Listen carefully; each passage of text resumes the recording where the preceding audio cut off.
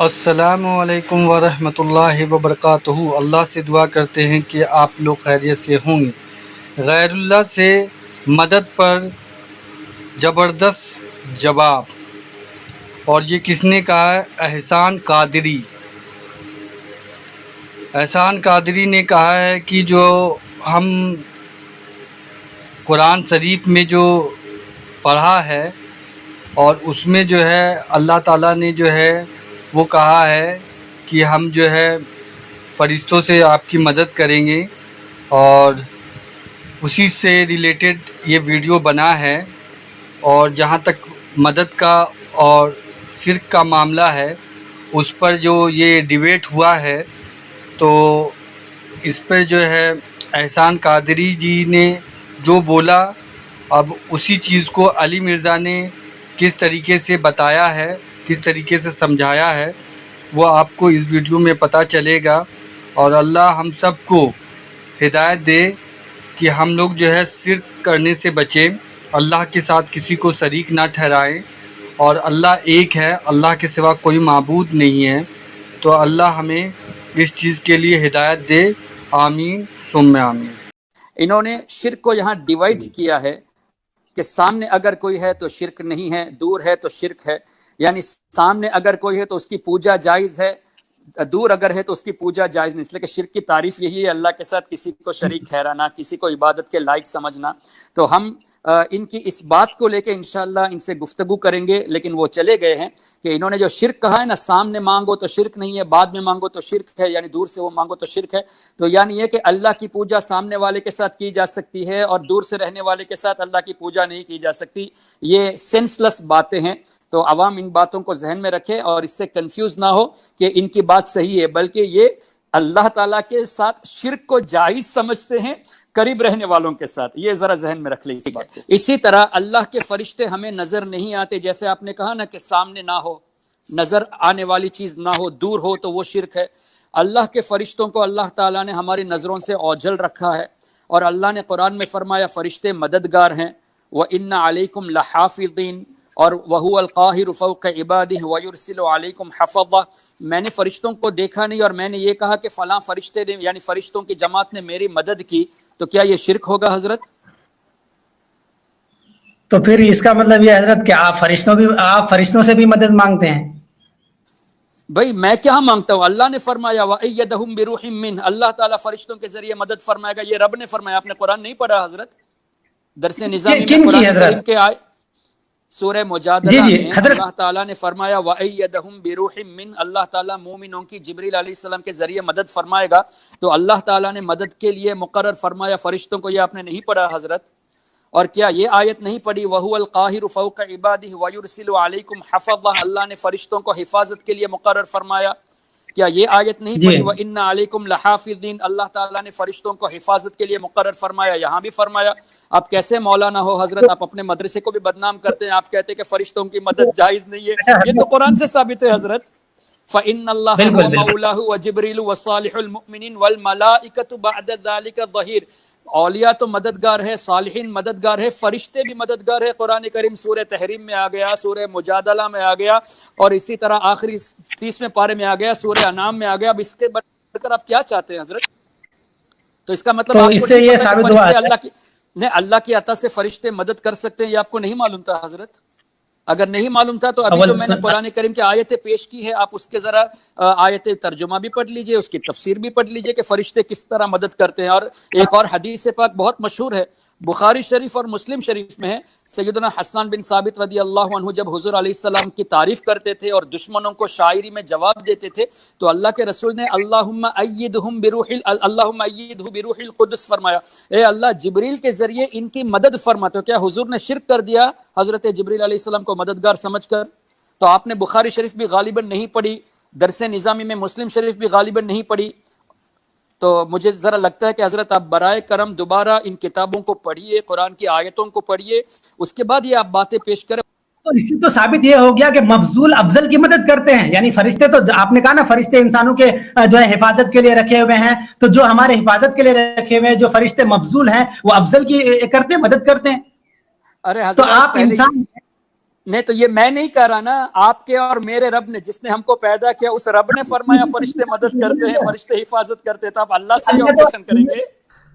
پہلا اشکال یا دھوکہ یا ایمبیگوٹی وہ یہ دیتے ہیں کہ جی قرآن میں آیا ہے یا ایھا الذین آمنوا استعینوا بالصبر والصلاۃ، اے اہل ایمان مدد چاہو صبر اور نماز کے ذریعے، اور یہ پڑھتے آدھی آیتی ہیں، آگے نہیں پڑھتے کیا لکھا ہوا ہے، اور کہتے ہیں اس سے ثابت ہوا کہ صبر اور نماز تو غیر اللہ ہے، تو آپ غیر اللہ سے مدد مانگ سکتے ہیں۔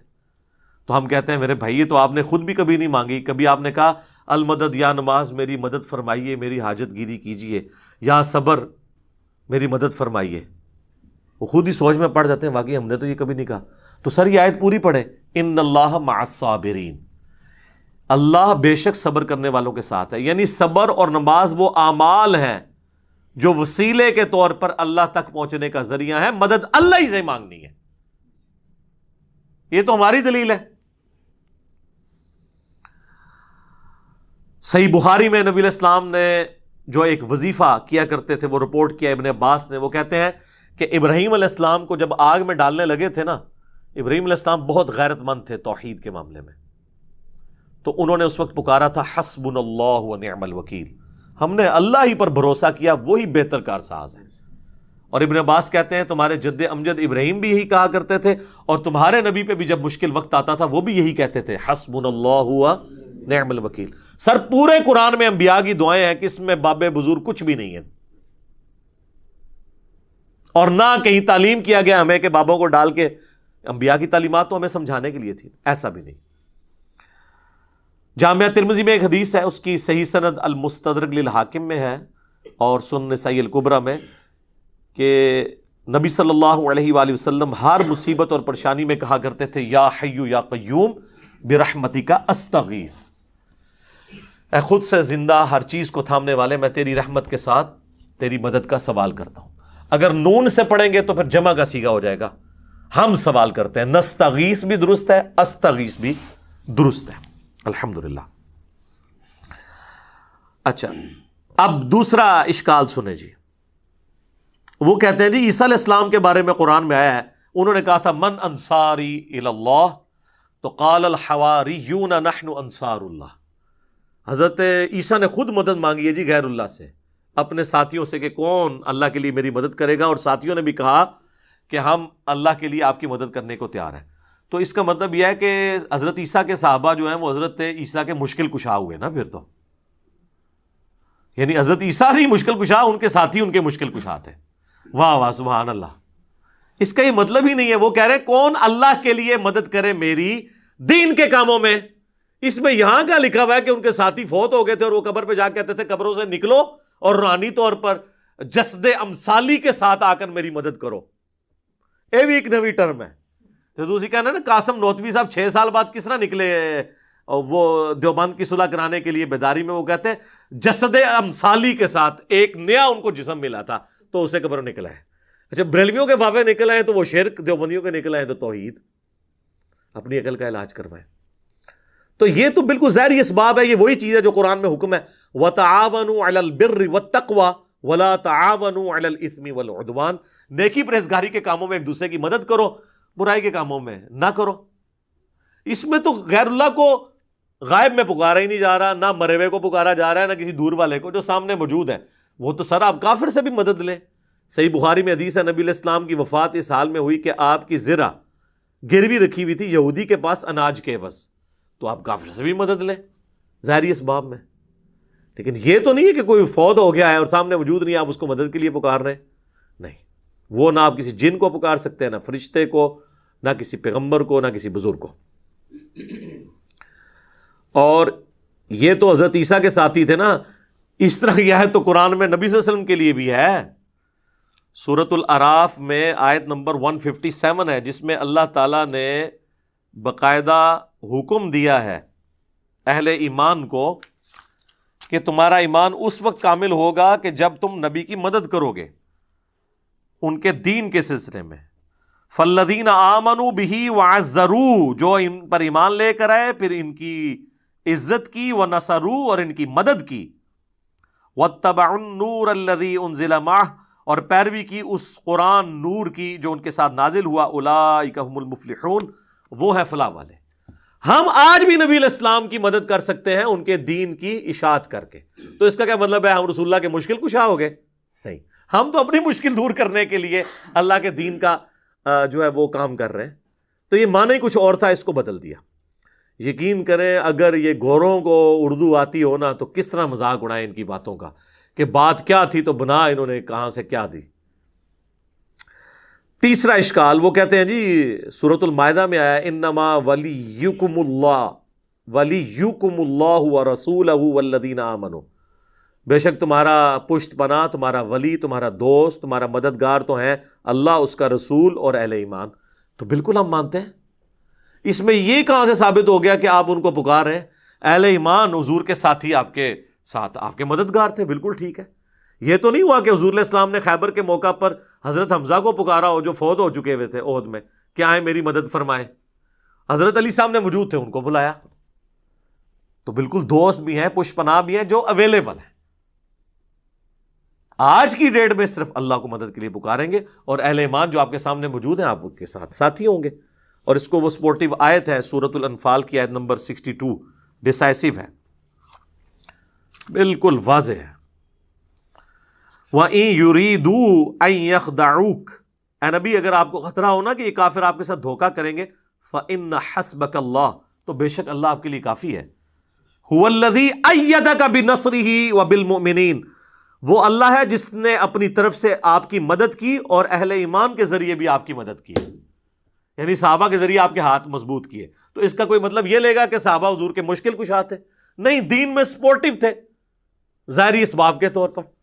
پھر اس کے آگے چل کے اللہ تعالیٰ نے کہا کہ ہم نے تو فرشتے بھی نازل کیے مدد کے لیے، لیکن کسی نے فرشتوں کو مدد کے لیے پکارا نہیں ہے ان جنگوں کے اندر۔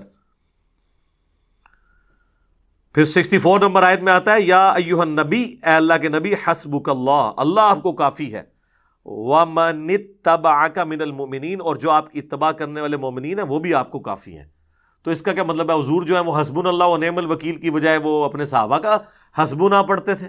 نہیں، آپ کے سپورٹیو تھے دین کے حوالے سے، جس طرح آج کی ڈیٹ میں ہم بھی نبی علیہ السلام کے سپورٹیو ہیں، ہم ان کے دین کا کام کر رہے ہیں الحمدللہ، اور اللہ سے امید کرتے ہیں اللہ تعالیٰ ہمیں جنت الفردوس میں اپنے محبوب علیہ السلام کا ساتھ نصیب کرے گا انشاءاللہ۔ اللہم انا نسألک جنت الفردوس مع النبیین والصدیقین والشہداء والصالحین، آمین۔ چوتھا اشکال، وہ کہتے ہیں جی قرآن میں ہے سورہ التحریم میں فَإِنَّ اللَّهَ هُوَ مَوْلَاهُ وَجِبْرِيلُ وَصَالِحُ الْمُؤْمِنِينَ، رسول اللہ کا مولا تو ہیں اللہ، جبریل اور مومنین، اور اس کے بعد فرشتے بھی۔ اچھا، اس کا مطلب ہے کہ حضور علیہ السلام المدد یا جبرائیل کہتے تھے؟ نہیں، یعنی وہ ان کے پشت پناہ ہیں۔ جب اللہ تعالیٰ کسی کی ڈیوٹی لگاتا تھا وہ حضور کے ساتھ کام کرتے تھے، آپ کے صحابہ آپ کی خدمت گزاری میں تھے۔ یہ مطلب ہے، یہ تو نہیں کہ آج کی ڈیٹ میں آپ نے پکارنا ہے۔ نبی علیہ السلام نے کبھی یا جبرائیل المدد کہا ہے؟ بلکہ قرآن میں سورہ انفال میں ہے کہ اللہ نے اپنے نبی سے وعدہ کیا کہ ہم غزوہ بدر میں احد میں فرشتے نازل کریں گے۔ تو حضور نے تو فرشتوں کو خود نہیں پکارا، اللہ نے کہا ہم بھیجیں گے۔ پکارنے والا معاملہ کہیں نہیں ہے مدد کے لیے کسی کو۔ تو اگر یہی والا معنی لیا جاتا تو صحابہ کرام جو ہے وہ کہہ رہے ہوتے یا امیر حمزہ المدد، کسی نے نہیں کہا، یا جبرائیل المدد کسی نے نہیں کہا، جو سامنے موجود ہے۔ پانچواں اشکال، وہ کہتے ہیں جی قرآن میں سورہ توبہ میں ہے وَمَا نَقَمُوا إِلَّا أَنْ أَغْنَاهُمُ اللَّهُ وَرَسُولُهُ مِنْ فَضْلِهِ، کیا ان کو یہی بات بری لگی نا کہ جو اللہ نے اور رسول نے اپنے فضل سے انہیں غنی کر دیا۔ اور یہ آیت لوگوں نے اپنے گھروں کے باہر لکھ کے لگائی ہے کہ اللہ اور اس کا رسول دونوں ہی غنی کرتے ہیں۔ سر یہ آیت اتنی لمبی آیت ہے جس کا ایک چھوٹا سا ٹکڑا ہے، سورہ توبہ کی آیت نمبر 74، جس میں نبی علیہ السلام پہ جو قاتلانہ حملہ ہوا تھا، جس پہ میری یوٹیوب پہ ایک ویڈیو بھی ہے، رسول اللہ کا قاتل کون۔ تو یہ سٹارٹ کہاں سے ہو رہا ہے؟ یحلفون باللہ ما قالوا، یہ اللہ کی قسمیں کھاتے ہیں، وَلَقَدْ قَالُوا كَلِمَةَ الْكُفْرِ، حالانکہ وہ کفر کر چکے، وَكَفَرُوا بَعْدَ إِسْلَامِهِمْ، اور کفر اختیار کیا اسلام کے بعد، وَهَمُّوا بِمَا لَمْ يَنَالُوا، اور انہوں نے وہ ارادہ کیا تھا جس میں کامیاب نہیں ہوئے، یعنی حضور کو شہید کرنے کا تبوک سے واپسی پہ۔ پھر ساتھ آیا وما نقموا الا ان اغناہم اللہ ورسولہ من فضلہ، کیا ان کو یہی برا لگا کہ اللہ اور اس کے رسول نے اپنے فضل سے ان کو غنی کیا؟ یعنی اللہ کے ٹکڑوں پہ یہ پل رہے ہیں، رسول اللہ ان کو مال غنیمت میں حصہ دیتے ہیں، اس کے اگینسٹ انہوں نے یہ کیا کہ یہ نبی علیہ السلام کی جان کے دشمن بن گئے۔ اس سے یہ کہاں سے ثابت ہو گیا کہ آپ نے اللہ کے رسول کو مدد کے لیے پکارنا ہے؟ یہ چیز ہی کچھ اور تھی اور انہوں نے کچھ اور بنا دی۔ کانٹیکسٹ بالکل واضح ہے، اور اس کو سپورٹیو حدیث جو میں نے پچھلی دفعہ بیان کی تھی بخاری اور مسلم دونوں میں، کہ 70 صحابہ کو جب دھوکے سے شہید کرنے لگے تو انہوں نے کیا کہا؟ اے اللہ ہمارے نبی کو ہمارے حال کی خبر کر دینا، ہم اپنے رب سے مل رہے اس حال میں کہ ہم اپنے رب سے راضی، ہمارا رب ہم سے راضی، ہم حضور کے دین پر ثابت قدم ہیں، اے اللہ ہمارے نبی تک ہماری یہ خبر پہنچا دینا۔ اور بخاری کے الفاظ ہیں حضرت جبرائیل نے آ کے خبر دی، انہوں نے یہ بھی نہیں کہا کہ اے جبرائیل آپ خبر پہنچا دیں، یا رسول اللہ انظر حالنا، انہوں نے نہیں کہا، انہوں نے کہا اے اللہ آپ خبر کر دیں۔ تو اس سے 3 عقیدے میں نے کہا تھا کلیئر ہوئے، علم الغیب، حاضر و ناظر، اور مسئلہ استعانت یعنی غیر اللہ کو پکارنا۔ تینوں مسئلے جو انہوں نے بنائے ہوئے ہیں غلط طریقے سے وہ فارغ ہو گئے اس ایک حدیث سے۔ تو صحابہ تو یہ کرتے تھے، ان کو نہیں پتا تھا یہ قرآن میں آیت ہے وما نقموا الا ان اغناہم اللہ ورسولہ من فضلہ، وہ یہ مطلب نہیں رہتے تھے۔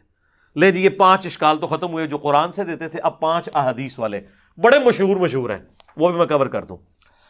چھٹا اشکال، صحیح بخاری میں حدیث ہے جی میں کان بن جاتا ہوں، میں ہاتھ بن جاتا ہوں، میں پاؤں بن جاتا ہوں، پوری تصوف اس کے اوپر کھڑی ہوئی ہے، اور وہ اس لیے کہ یہ بھی آدھی حدیث پیش کرتے ہیں، پوری تو ان کی موت ہے۔ یہ صحیح بخاری میں حدیث ہے، نبی علیہ السلام نے فرمایا، حدیث قدسی ہے کہ اللہ تعالیٰ فرماتا ہے جس نے میرے ولی کے ساتھ دشمنی کی میرا اس کے خلاف اعلان جنگ ہے۔ اب ولی سے آپ کو انڈیا پاکستان کے ولی نہیں، یہ ولی اللہ کی بات ہو رہی ہے، جو اللہ کی عبادت کرتے تھے، جو اپنی عبادت کرواتے ہیں نا وہ اللہ کے ولی نہیں ہیں، ان سے اعلان جنگ ہے میرا۔ صحابہ اہل بیت ان کے پیٹرن پہ چلنے والے وہ امام جنہوں نے ان کی تعلیمات ہم تک پہنچائی، اعلان جنگ ہے۔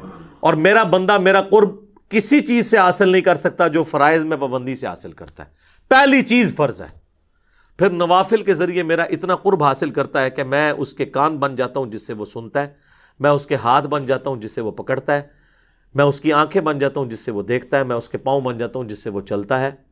بس اتنا کر کے وہ کہتے ہیں جس کے ہاتھ اللہ کے ہاتھ بن جائے پھر ایتھوں اوتھے نہیں پہنچن گے، اے آپ کو رزلٹ کر لیندے نے۔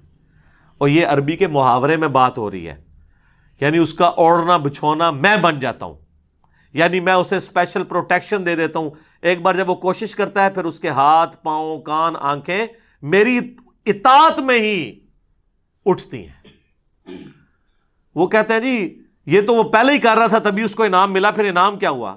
پہلے تو اس نے کوشش کی نا، انعام اس کو یہ ملا کہ اللہ اسے استقامت دیتا ہے، جو قرآن میں بھی آیا قل ان صلاتی و نسکی و محیای و مماتی للہ رب العالمین، اے نبی تم فرماؤ بے شک میری نماز، میری قربانی، میرا جینا، میرا مرنا سب اللہ کے لیے۔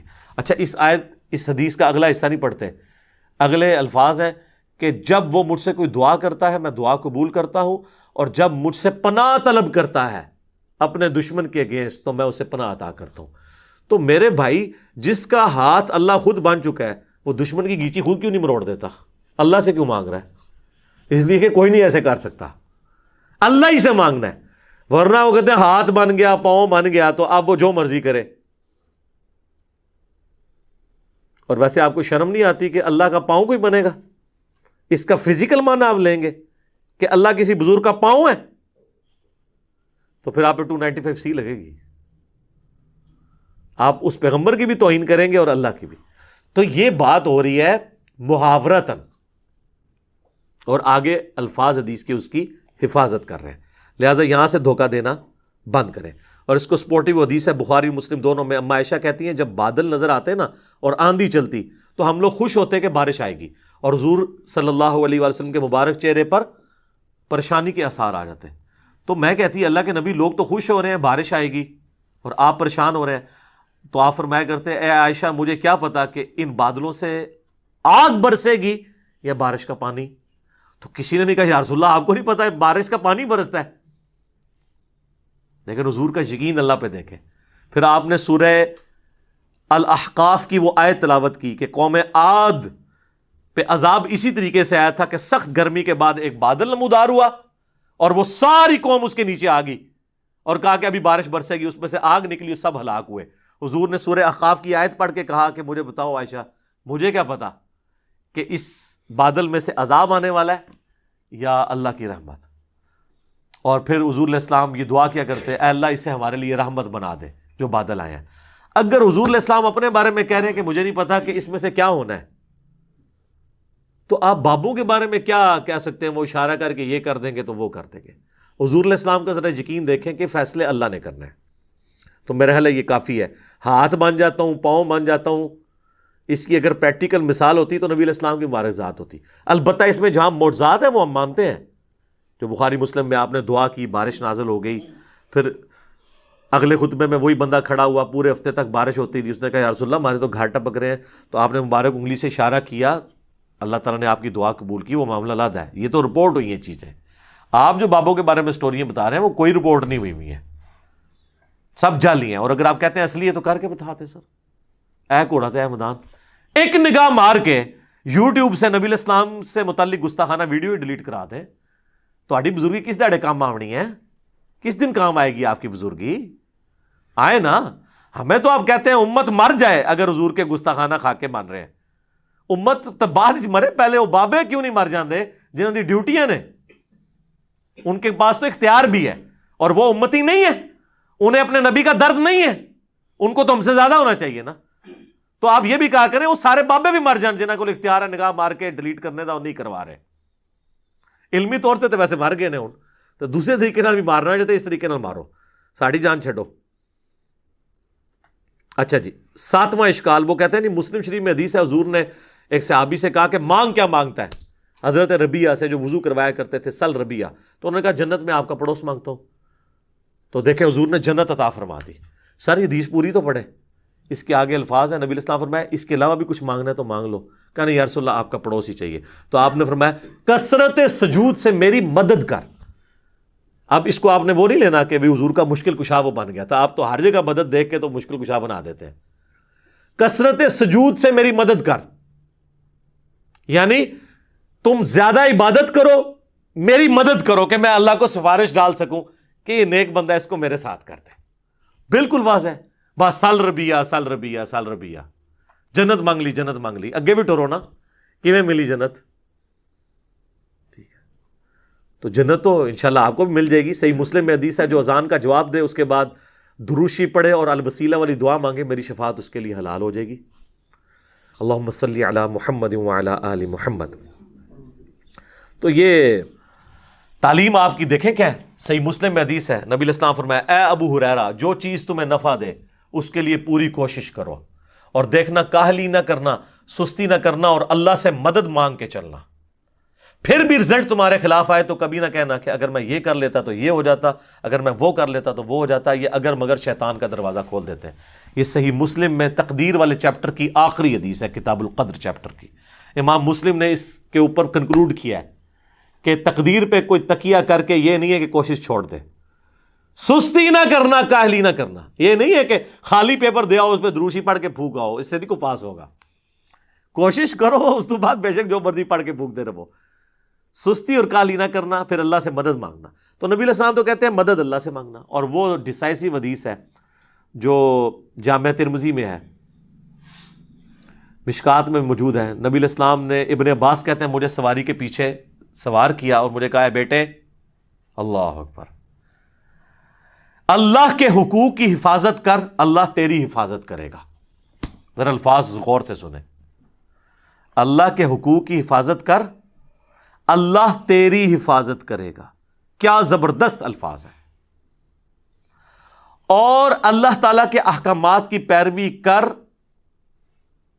تو ہمیشہ اپنے رب کو اپنے سامنے پائے گا، تیری مدد کے لیے وہ ہر وقت ہوگا۔ اور جب بھی تجھے سوال کرنا ہو تو صرف اللہ ہی سے کرنا، اور جب مدد مانگنی ہو وَاسْتَعِن بِاللَّهِ تو صرف اللہ سے مدد مانگنا۔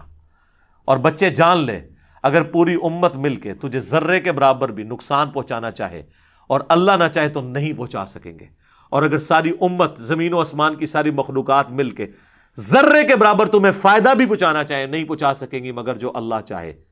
اور پھر حضور نے اس کو مزید مور لگائی، آپ نے فرمایا کہ تقدیر کے صحیفے خشک ہو چکے ہیں اور قلم اٹھا لیے گئے ہیں، یعنی جو اللہ نے فیصلہ کیا ہے نا وہی ہونا ہے۔ یہ حدیث کتنی ڈیسائسو ہے، نبی علیہ السلام اپنے اصحاب کی تربیت کرتے تھے کہ مانگنا ہے تو اللہ سے مانگنا ہے۔ اچھا جی، 8واں اشکال، وہ کہتے ہیں جی ایک صحابی کی پنڈلی ٹوٹ گئی، صحیح بخاری میں آتا ہے حضور کے پاس پنڈلی لے کے آ گیا، حضور نے جوڑ دی، ہاتھ پھیرا۔ بخاری مسلم میں اشوب چشم مولا علی کو ہوا، حضور نے تھوک مبارک لگائی، ٹھیک ہو گیا۔ بخاری مسلم میں آتا ہے بارش نہیں ہو رہی تھی، حضور نے دعا کی، بارش شروع ہو گئی۔ جتنے یعنی حضور کے معجزات ہیں نا، اس سے وہ کہتے ہیں اب حضور سے مدد مانگنی ہے۔ سر یہ آج اگر نبی علیہ السلام دنیا میں موجود ہوں تو ہم اپنا ہر مسئلہ حضور کے پاس ہی لے کے جائیں گے۔ مسئلہ ہے حضور کی وفات کے بعد کا، جب آپ سے ہم کمیونیکیٹ نہیں کر سکتے، نہیں تو مجھ سے پھکی لے لیں۔ ثقیفہ بنی ساعدہ کے اندر جو کچھ ہوا، جس کی وجہ سے آج تک امت 2 ٹکڑے ہے، سنی شیعہ اختلاف، تو مولا علی اور ابو بکر کیوں نہیں حضور کی قبر پہ چلے گئے یا رسول اللہ؟ بلکہ میت بھی باہر تھی 2 دن تک، تو یا رسول اللہ فیصلہ کریں آپ کا سکسیسر کون ہے؟ نہیں۔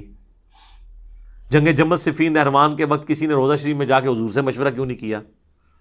سیدہ عائشہ 47 سال تک اس حجرے میں رہی جہاں پہ قبر مبارک تھی، کوئی مشورہ کچھ بھی نہیں۔ آپ کے فضائل درود میں شیخ زکریا لکھتے ہیں، تبلیغی جماعت والے اور دعوت اسلامی کے الیاس قادری صاحب فضائل سنت میں، کہ 555 ہجری میں شیخ احمد رفاعی کے لیے حضور نے قبر سے ہاتھ باہر نکال لیا، اور 90,000 لوگوں نے یہ منظر دیکھا۔ اس زمانے میں جب جو ہے مسجد نبوی میں 90,000 کا مجمع بھی نہیں تھا آتا، کہانی۔ اور دیکھنے والوں میں شیخ عبد القادر جیلانی کا نام بھی ذکر کیا جاتا ہے، اور عبد القادر جیلانی بیچارے دیکھتے ہی رہے، انہوں نے نہیں چومے ہاتھ، اور انہوں نے مرید نے چوم لیا، شیخ احمد رفاعی نے۔ سب کہانیاں جوڑی ہوئی ہیں، جوڑتے رہے، یہ کچھ صحابہ کے ساتھ نہیں ہوا۔ تو یہ یعنی نبی علیہ السلام کی وفات کے بعد یہ جو معجزات ہیں، یہ تو ہم آج بھی مانتے ہیں حضور موجود ہوں، اور میں اب اس سے زیادہ سخت بات کرنے لگا ہوں، برا نہیں ماننا۔ اگر کسی کو یقین ہے نا کہ ایسا ہوتا ہے تو اپنی ایک پنڈلی کی قربانی دے نا، خود ہی توڑ کے لے آئے، روضہ شریف تک ہم اسے لگا دیتے ہیں، ویزا لگوا دیتے ہیں، وہاں پہ روضہ شریف پہ آپ کو لے جاتے ہیں، جائیں اپنی پنڈلی کی ہڈی جوڑ کے بتائیں، ان کو بھی پتہ نہیں جوڑے گی۔ ہاں نبی علیہ السلام اگر دنیا میں موجود ہوں تو یقیناً ہاتھ پھیرنے سے یہ ہو جائے گا۔ ان کو بھی پتہ ہے کہ آج کی ڈیٹ میں نہیں ہوگا۔ حضور کی وفات کے بعد کیا لوگ جا کے قبر سے جا کے مانگا کرتے تھے؟ بخاری مسلم سے یہ معجزہ پیش کرتے ہیں 1500 صحابہ کے لیے پانی کے چشمے جاری ہو گئے مبارک انگلیوں سے، بالکل ہوئے۔ لیکن حضور کی وفات کے بعد کیا قبر سے جا کے کوئی کہتا تھا جی آپ انگلیوں سے چشمے جاری کریں؟ اور میں نے تو بتایا صحیح مسلم میں ایک حدیث ہے، حضرت عمر نے ایک سفر کے دوران حضور کو پانی جمع کر کے کہا کہ یا رسول اللہ آپ اپنا مبارک ہاتھ رکھ کے دعا فرمائیں نا، اس میں سے چشمے جاری ہوں۔ اور وہی حضرت عمر، صحیح بخاری میں 1010 نمبر حدیث ہے، 1010، وہ کہتے ہیں اِنَّا كُنَّا نَتَوَسَّلُ إِلَيْكَ بِنَبِيِّنَا، اے اللہ پہلے ہم آپ کے نبی کے وسیلے سے آپ کے پاس آتے تھے، یعنی حضور کے ذریعے آپ کی طرف متوجہ ہوتے تھے، حضور کی دعا کی برکت سے بارش نازل ہوتی تھی۔ اب ہم آپ کے نبی کے چچا کو لے کے آئے، ان کی دعا کی برکت سے بارش نازل فرما، بارش ہو جاتی۔ تو حضرت عمر کہہ سکتے تھے نا یا رسول اللہ جب آپ قبر سے باہر تھے تو آپ چشمہ جاری کرتے تھے، اب آپ قبر میں ہیں تو کوئی مسئلہ نہیں، احمد رفاعی کے لیے تو آپ نے نکالنا ہی ہے، تو آپ قبر مبارک سے ہاتھ باہر نکالیں اور امت کو سیراب کر دیں۔ تو یا پھر کہ حضرت عمر جو ہیں وہ وہی عقیدہ رکھتے تھے جو قرآن و سنت میں اور جو ہم پیش کر رہے ہیں، کہ وفات کے بعد اب وہ کمیونیکیشن گیپ نہیں ہوگا۔ حیات النبی اپنی جگہ موجود ہے، لیکن دنیاوی حیات نہیں، آخرت کی حیات ہے۔ حیات النبی پہ سب سے زیادہ ویڈیوز ہی میری ہیں، لیکن وہ دنیاوی حیات نہیں ہے، آخرت کی زندگی ہے، جس میں نہ سانس ہے، نہ کھانا پینا ہے دنیا والا، نہ ٹوائلٹ ہے۔ آج بھی قبر مبارک اگر آپ کھودیں تو نبی علیہ السلام اسی حالت میں لیٹے ہوئے ہوں گے جس طرح 800 سے 1400 سال پہلے آپ کو دفنایا گیا تھا، کوئی سانس نہیں لے رہے ہوں گے، اسی حالت میں ہوں گے، آپ اس زندگی کو آبزرو کر ہی نہیں سکتے۔ تو یہ پیش کرنا ہے معجزات کے ذریعے، یہ بالکل جھوٹ ہے، ورنہ تجربے کے لیے پھر تیار ہو جائیں، جس نے پنڈلی کی قربانی دینی ہے تو کریں پھر۔ 9واں اشکال، وہ کہتے ہیں جی اس کو بلکہ شعر بنا دیا، آج لے ان کی پناہ، آج مدد مانگ ان سے، پھر نہ مانیں گے گر قیامت میں گر مان گیا، وہ اعلیٰ حضرت کا شعر ہے کہ قیامت میں تو نے بھی حضور سے ہی شفاعت کرانی ہے، تو آج کیوں نہیں حضور کو مدد کے لیے پکارتا؟ ادھر تو نے حضور کو ہی پکارنا ہے نا سر، اس لیے پکارنا ہے کہ حضور سامنے ہوں گے صلی اللہ علیہ وسلم۔ دنیا میں بھی جب سامنے موجود تھے تو حضور کو اپنے مسئلے بتانے تھے، آخرت میں بھی جب حضور علیہ السلام سامنے آئیں گے تو ان کے سامنے ہی ان کو ہی ہم اللہ کے حضور اپنا وسیلے کے طور پہ پیش کریں گے، انہی کے ہاتھ پہ شفاعت کا دروازہ کھلے گا۔ لیکن یہ بیچ والا پورشن آپ نے کہاں سے نکال لیا؟ جیسے آپ تراویح سے 20 تراویح نکال لیتے ہیں اور یوفون سے یوفون نکال لیتے ہیں، مسقال ذرۃ خیر یرا سے مسقال نکال لیتے ہیں، الفاظ کے میچ کرنے سے وہ چیزیں نہیں نکل آتی۔ تو حدیث شفاعت والا معاملہ ڈیفرنٹ ہے، ورنہ میں نے حضرت عمر والا بتا دیا، وہ تو کہتے ہیں جب تک نبی موجود تھے ان کے ذریعے متوجہ ہوتے تھے، اب ان کے چچا کو ان کی دعا کی برکت سے۔ وہ کہتے ہیں جی مصنف ابن ابی شیبہ میں ایک روایت ہے، اور حافظ ابن کثیر نے بھی نقل کی ہے سورہ نساء کی آیت نمبر جو 64 ہے، وَلَوْ أَنَّهُمْ إِذْ ظَلَمُوا أَنفُسَهُمْ جَاءُوكَ، جب اپنی جانوں پر ظلم کرو تو حضور کی خدمت میں حاضر ہو جاؤ، حضور شفاعت کریں گے تو اللہ توبہ قبول کرے گا۔ اس آیت کے کانٹیکسٹ میں ابن کثیر بھی لے کے آئے کہ ایک جو ہے نا وہ اعرابی حضور کی قبر پہ حاضر ہوا اور کہا یا رسول اللہ قرآن میں تو حکم ہے کہ یہ حکم حضرت عمر کو نہیں پتا تھا اور ایک پینڈو کو پتا چل گیا، اپنی عقل کا علاج کراؤ۔ اسی لیے کہا گیا نا علیکم بسنتی و سنت الخلفاء الراشدین المہدیین، صحیح بخاری 1010 میں تو حضرت عمر کہہ رہے ہیں اللہ جب تک نبی موجود تھے ہم ان کو وسیلے کے طور پہ پیش کرتے تھے، اب ان کے چچا کو لے کے آئے ہیں۔ تو حضرت عمر کو نہیں پتا تھا میں جا کے ڈائریکٹ پہ قبر پہ جا کے وَلَوْ أَنَّهُمْ ظَلَمُوا أَنفُسَهُمْ جاؤ کا پڑھ لوں، پوائنٹ ٹو بی نوٹڈ۔ تو وہ کہتے ہیں بھی وہ خواب میں حضور کی زیارت ہوئی اور کہا کہ عمر کو میرا سلام کہنا اور کہنا ان قریب بارش ہو جائے گی، اور کئی کہتے ہیں قبر سے آواز آ گئی، عمر کو سلام کہنا اور اسے کہنا عوام پہ نرمی کرے۔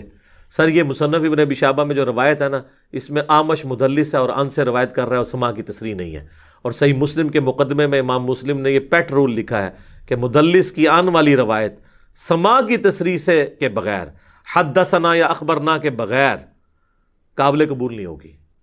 ایک جعلی روایت کو لے کے عقیدہ گھڑ رہے ہیں جو بخاری کی 1010 نمبر حدیث کے بھی خلاف ہے اور قرآن کی اس آیت کے کانٹیکسٹ کے بھی خلاف ہے۔ سر یہ قرآن ذرا کھولیں، سورہ نساء کی آیت نمبر 64 میں اللہ تعالیٰ نے منافقین کو کہا ہے کہ یہ طاغوت کے پاس فیصلے کرواتے تھے، حالانکہ نبی علیہ السلام کو اپنا حکمران مانا ہوا تھا، اوپر سے کلمہ گو تھے اندر سے منافق تھے۔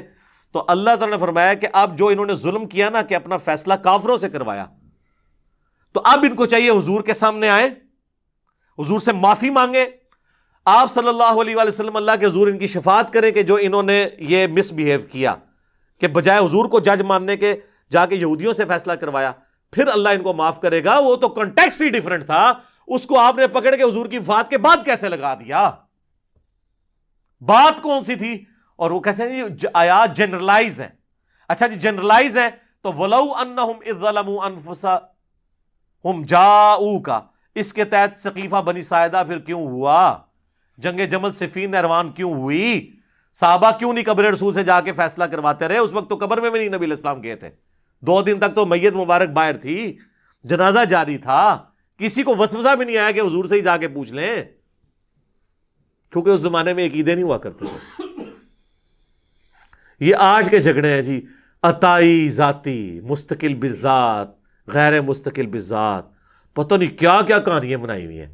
اور جناب صحیح مسلم میں حدیث ہے، ایک صحابی نے حضور کے سامنے خطبہ دیتے ہوئے کہا میں یطیع اللہ و رسولہ فقد رشدا، جو اللہ رسول کی اطاعت کرے وہ کامیاب ہوا، ومن یعصہما، اور جس نے ان دونوں کی نافرمانی کی فقد غوا، وہ گمراہ ہو گیا۔ آپ نے فرمایا بئس الخطیب انت، کتنا برا خطیب ہے تو نے یہ کیوں کہا ان دونوں کی؟ حالانکہ جملہ کانٹیکسٹ کے ساتھ درست تھا کہ جو اللہ رسول کی اطاعت کرے وہ کامیاب ہوا، جو ان دونوں کی نافرمانی کرے وہ ناکام ہوا، لیکن حضور نے فرمایا دونوں نہیں کہنا، اللہ ایک ہے، تمہیں کہنا چاہیے وَمَن يَعْصِ اللَّهَ وَرَسُولَهُ فَقَدْ غَوَىٰ۔ اس نے نہیں آگے سے کہا کہ ہک ہے جڑا ہک کی ڈھوں آکھے وہ کافر و مشرک ہے، وہی مواحد ہے جڑا ہک کی ڈھوں آکھے۔ اور ابو داؤد میں آگے الفاظ ہیں، آپ نے فرمایا قم اذهب، اٹھ نکل ادھر سے، تو نے مجھے اللہ کے ساتھ شامل کر دیا۔ اور مسند احمد میں اور امام بخاری کی کتاب ادب المفرد میں ایک صحابی نے کہہ دیا یا رسول اللہ ما شاء اللہ وشئت، اے اللہ کے رسول جو اللہ چاہے اور جو آپ چاہیں۔ آپ نے اجعلتنی للہ عدلا، اجعلتنی للہ ندا، کیا تو نے مجھے اللہ کے مقابلے پر کھڑا کر دیا؟ قل بل ما شاء اللہ وحدہ، بلکہ کہہ جو اکیلا اللہ چاہے۔ اس نے نہیں کہا یا رسول اللہ میں آپ کو عطائی مان رہا ہوں، غیر مستقل بذات مان رہا ہوں، اور میں اللہ کی اطاعت سے ہی مان۔ اس زمانے یہ کہانیاں نہیں سناؤندیاں بھائی، اردو دین سیدھا سیدھا سی، ٹھیک ہے؟ تو اسی واسطے اسی سیدھا سیدھا دین اتو بیان کر رہے ہیں، کتاباں والا دین اللہ کے فضل سے۔ آخری اشکال ہے جی 10واں، جس میں میرا پورا لیکچر بھی ہے، مجھے تم سے شرک کا خوف نہیں۔ وہ کہتے ہیں یہ کہانیاں اپنی کول رکھو، شرک کا کوئی خوف ہی نہیں رہا۔ اچھا نہیں خوف ہے تو یہ صحیح مسلم میں کیوں حدیث ہے، صحیح بخاری میں، کہ دیکھنا میری شان کو اس طرح بلند نہ کرنا جس طرح عیسیٰ ابن مریم کو ان کے ماننے والوں نے کیا، میں اللہ کا بندہ اور اس کا رسول ہوں، مجھے اللہ کا بندہ اور رسول ہی کہنا۔ تو کسی نے نہیں کہا یا رسول اللہ آپ کو تو گارنٹی ہے وہ میں شرک نہیں کرے گی، تو آپ یہ ہمیں نصیحت کیوں کر رہے ہیں؟ تو یہ حدیث بخاری مسلم میں کیوں ہے کہ آپ اپنی وفات کے دنوں میں اپنے چہرے مبارک سے چادر ہٹاتے تھے اور کہتے تھے لعن اللہ الیہود والنصارى، اللہ کی لعنت ہو یہود و نصارہ پر، انہوں نے اپنے نبیوں کی قبروں کو سجدہ گاہ بنا دیا تھا، تم میری قبر کو سجدہ گاہ نہ بنانا۔ اور اس کے آگے حضرت عائشہ کے الفاظ ہیں، اگر ہمیں یہ خطرہ نہ ہوتا کہ لوگ حضور کی قبر پہ سجدے شروع کر دیں گے تو ہم زائرین کی زیارت کے لیے اوپن قبر کو چھوڑ دیتے، لیکن حضور ہمیں ڈرا رہے تھے، اس لیے ہم نے اوپن زیارت کے لیے قبر کو نہیں چھوڑا، بلکہ حجرے کے اندر ہی رہی۔ اب تو خیر وہاں اجازت سے بھی کوئی نہیں اندر جا سکتا، تو کسی کو نہیں پتا تھا مجھے تم سے شرک کا خوف نہیں۔ تو اس پہ میری پوری یوٹیوب پہ ویڈیو پچھلے دنوں ریکارڈ ہوئی ہے، مجھے تم سے شرک کا خوف نہیں۔ یہ حضور علیہ السلام نے صحابہ کو اور صحابہ کے پیٹرن پہ چلنے والی ایک خاص اسکول آف تھاٹ کو یہ بات کی تھی کہ قیامت تک ایک میرا امت کا گروہ ایسا ہے جو بخاری مسلم میں آتا ہے کہ وہ قیامت تک حق پہ قائم رہے گا، باقیوں کے لیے نہیں آیا۔ وہ تو ابو داؤد میں خود ہی آپ کہتے ہیں 72 جہنم میں جائیں گے اور ایک جنت میں جائے گا۔ حضور اس زمانے میں وہ صحابہ تھے جن سے شرک کا خوف نہیں تھی، اور صحابہ کے زمانے سے قیامت تک ایک گروہ، ورنہ تو یہ خود بھی مانتے ہیں کہ نصیریہ جو علی اللہ کہہ رہے ہیں اس وقت وہ یہود و نصارہ کا گروہ ہے، کوئی شیعہ سے نکلا ہے۔ قادیانی جو ختم نبوت میں شرک کر رہے ہیں سنیوں سے نکلے ہیں، اور حلولیہ جن کو کشف المعجوم میں خود علی اجویری صاحب نے کہا یہ گمراہ فرقہ ہے، جو کہتے ہیں بندے کے اندر اللہ گھس جاتا ہے، یہ شرک نہیں ہے؟ اور وہ انہوں نے لکھا ہے یہ اہل سنت کے جو گمراہ فرقے ہیں ان میں سے ایک فرقہ ہی ہے۔ خود انہوں نے مانا ہے کہ سنیہ دے جڑے 12 فرقے نے 10 حق ہوتے نے 2 گمراہ نے، انہیں حلول ہوئی ہے، جو حلول کا عقیدہ رکھتا ہے۔ تو یہ شرک تو ہوا ہے۔ اور اس حدیث کی شرح آپ ابن حجر اسقلانی کی فتح الباری پڑھ لیں یا عمدۃ القاری جو ہے پڑھ لیں بدر الدین عینی کی، دونوں نے لکھا ہے کہ یہ پوری امت کے لیے گارنٹی نہیں ہے، خاص طبقے کے لیے ہے، ادروائز امت میں لوگ شرک میں مبتلا ہوئے ہیں۔ صحیح مسلم میں حدیث ہے جس کے جنازے میں 40 ایسے لوگ شریک ہوں جو شرک نہ کرتے ہوں تو ان کی شفاعت قبول کر لی جائے گی، تو جنازہ تو پڑھتے ہی مسلمان ہے۔ بخاری مسلم میں حدیث ہے جب یہ آیت نازل ہوئی سورہ الانعام کی آیت نمبر 82، الذین آمنوا ولم یلبسوا ایمانہم بظلم اولئک لہم الامن وہم مہتدون، جو ایمان لائے اور ایمان کے ساتھ شرک نہ کیا وہی قیامت والے دن امن میں ہوں گے۔ تو صحابہ نے کہا یا رسول اللہ شرک کون نہیں کرتا ہوگا، ظلم کون نہیں کرتا ہوگا؟ وہ صحابہ تو چھوٹے سے گناہ کو بھی ظلم سمجھتے تھے، تو حضور نے فرمایا یہاں ہر ظلم نہیں، اس ظلم سے مراد ہے ان الشرک لظلم عظیم۔ سورہ لقمان کی آیت نمبر 13 تلاوت کی نبی علیہ السلام نے کہ یہاں شرک یعنی جو ایمان لانے کے بعد شرک نہ کرے اس کے لیے گارنٹی ہے کہ وہ امن میں ہوگا، باقی گناہوں کے معاملے میں اللہ تعالیٰ ٹالریٹ کر لے گا۔ اور سر وہ جو حدیث ہے ترمذی میں اور مسند احمد میں کہ جو شخص 10 دفعہ پڑھ لے لا الہ الا اللہ وحدہ لا شریک لہ لہ الملک ولہ الحمد بیدہ الخیر یحیی و یمیت وہو علی کل شیء قدیر، فجر اور مغرب کے بعد بغیر پاؤں بدلے تو اسے کوئی چیز نقصان نہیں پہنچا سکے گی سوائے یہ کہ وہ شرک خود ہی کر لے۔ اس میں یہ الفاظ ہے، تو حضور کو تو کہنا چاہیے شرک ختم ہو گیا، تو پھر شرک کہاں سے کر لے؟ تو اس کا مطلب یہ ہے کہ لا الہ الا اللہ پڑھ کے بھی اگر کوئی شرک کر رہا ہے نا تو بے شک وہ نماز کے بعد لا الہ الا اللہ پڑھتا رہے یا موت کے وقت لا الہ الا اللہ پڑھتا رہے، کوئی فرق نہیں پڑنا اگر ساتھ وہ شرک کر رہا ہے۔ جو سورہ یوسف میں آیا کہ اکثریت لوگوں کی اللہ پر اس حال میں ایمان لاتی ہے کہ وہ شرک بھی کر رہی ہوتی ہے ساتھ۔ چلو مسلمان تو برا مانیں گے، غیر مسلم اللہ کو مان بھی رہے ہیں اور شرک بھی کر رہے ہیں ساتھ، کرسچن اللہ کو مان رہے ہیں، ہندو اللہ کو مان رہے ہیں، ساتھ شرک بھی کر رہے ہیں۔ تو یہ ایک پورا ڈیٹیل ٹاپک تھا، اس کے اوپر میں نے الگ سے ویڈیو ریکارڈ کروا دی ہے، 5 لیکچرز میں اینڈ پہ بتا دیتا ہوں چونکہ اب میں سب کچھ کور نہیں کر سکتا۔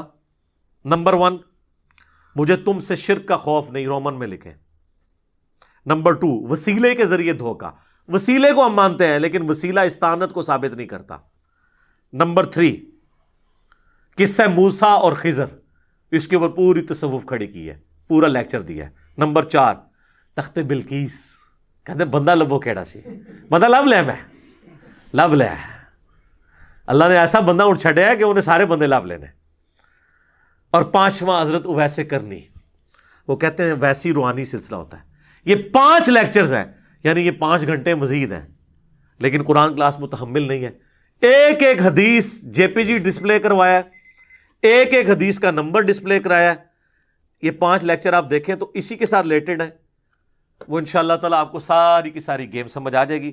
آخر میں حدیث بیان کرتا ہوں، بخاری مسلم دونوں میں حدیث ہے، تم بھی اگلے لوگوں کے راستے پہ چل پڑو گے قدم بقدم، بالشت بر بالشت، حتیٰ کہ ان میں سے کوئی گوہ کے سوراخ میں داخل ہوا تو تم بھی وہی کام کرو گے۔ صحابہ نے کہا یہ اگلے لوگوں سے مراد کیا یہود و نصارہ ہیں؟ آپ نے فرمایا اگر وہ مراد نہیں تو اور کون مراد ہے؟ تو ڈاکٹر اشرف آصف جلالی صاحب نے کہا کہ یہاں یہود و نصارہ کا فیشن مراد ہے، شرکی عقائد مراد نہیں ہے۔ ہم نے کہا نا، اس حدیث کا بھی شان نزول شاد ارشاد موجود ہے جامعہ ترمذی میں اور مشکات میں بھی موجود ہے، کہ صحابہ کہہ رہے ہیں کہ ہم غزوہ حنین کے موقع پر ایک درخت کے پاس سے گزرے جسے ذات انوات کہا جاتا تھا، اور مشرکین عرب جنگ کے لیے اپنا اسلحہ اس پہ پہلے لٹکاتے تھے تاکہ اس سے برکت حاصل کریں، ان کا عقیدہ تھا اس سے ہم جنگ جیت جائیں گے۔ تو صحابہ نے جب دیکھا تو کہا یا رسول اللہ آپ بھی ہمارے لیے کوئی اس طرح کا ایک درخت مقرر کر دیں۔ ہائے ہائے، آپ نے کہا سبحان اللہ، آج تو تم نے وہی بات کر دی جو موسیٰ کے ماننے والوں نے کی تھی۔ پھر نبی علیہ السلام نے سورۃ الاعراف کی آیت تلاوت کی کہ موسیٰ کے ساتھی جب ایک جگہ سے گزرے جہاں پہ کچھ لوگ بتوں پر دھیان کیے ہوئے اعتکاف بیٹھے تھے تو کہا ہمارے لیے بھی اللہ کا کوئی بت بنا دیں۔ حضور نے کہا تم مجھ سے اللہ کا بت مانگ رہے ہو؟ کسی نے نہیں کہا یا رسول اللہ ہم نے اللہ کا بت کہا، ہم تو فیض کے لیے ایک درخت مانگ رہے ہیں، تو اسی قبروں پہ چٹ دے ہو۔ حضور نے درخت نہیں چٹن دیتا اور کہا کہ اے بھی اللہ کا بت بنان لگے ہو تسی۔ تو آپ فرمایا تم نے موسیٰ کے ماننے والی بات کر دی۔ پھر آپ فرمایا اللہ کی قسم تم بھی اگلے لوگوں کے پیچھے چل پڑو گے، یعنی جو جو شرکیہ کام انہوں نے کیے تم بھی کرو گے، یعنی اس امت میں بھی یہ کام آئیں گے۔ تو یہ حدیث بخاری مسلم کی وہ شرح بیان کر رہی ہے کہ یہاں مراد فیشن نہیں ہے بلکہ شرکیہ عقائد ہیں جن سے اللہ تعالیٰ ہمیں محفوظ رکھے۔ اللہ تعالیٰ سے دعا ہے جو حق بات میں نے کہی اللہ تعالیٰ ہمارے دلوں میں راسخ فرمائے، اگر جذبات میں میرے منہ سے کوئی غلط بات نکل گئی تو اللہ تعالیٰ ہمارے دلوں ہی سے معاف کر دے، ہمیں شرک کی لعنت سے بچائے، توحید کے اوپر قائم رکھے اور اس کا سپاہی بننے کی توفیق عطا فرمائے۔ امام الموحدین صلی اللہ علیہ وآلہ وسلم کی قیامت والے دن ہمیں شفاعت نصیب فرمائے۔ سبحانک اللہم وبحمدک، اشہد ان لا الہ الا انت، استغفرک واتوب الیک، وما علینا الا البلاغ المبین۔ جزاکم اللہ خیرا۔